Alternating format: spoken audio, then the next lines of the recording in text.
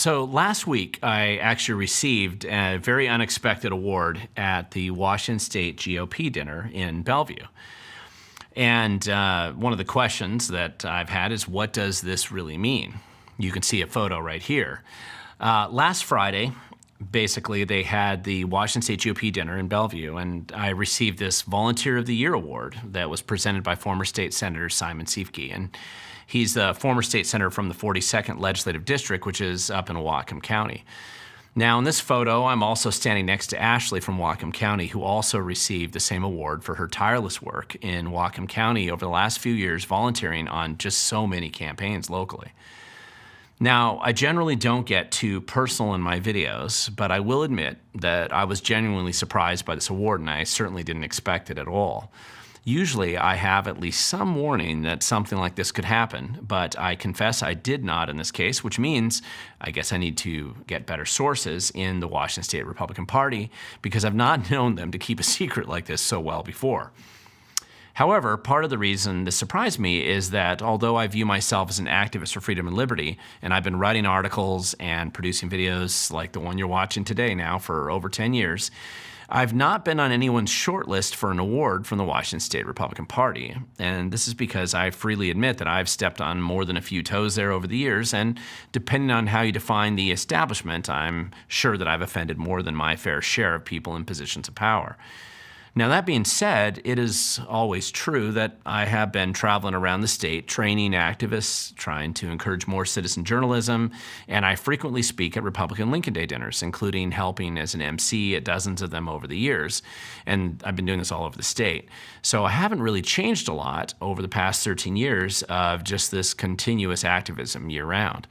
And I don't see myself as being much different than I was when I was a college Republican back so long ago in my college days. Now listen, I'm very, very honored to have received this award. And more importantly to me, I was honored to receive such kind words and support from the audience there last Friday night. And it was certainly more than I would ever expect. And obviously you don't do what I do, or certainly not in the way I'm an activist or an independent citizen journalist, with any concern or plan about how you're going to be recognized by others. I believe that if you care about those things, that you can't do your work effectively or with any impact if you're worried about what other people think about you. However, I will take that unexpected recognition and try to encourage you.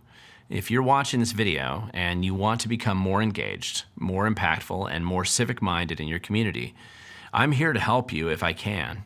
I want to train more people all around our state and beyond to become more impactful and effective activists for freedom and liberty, because we need more of us to be involved, to be engaged, and to show up.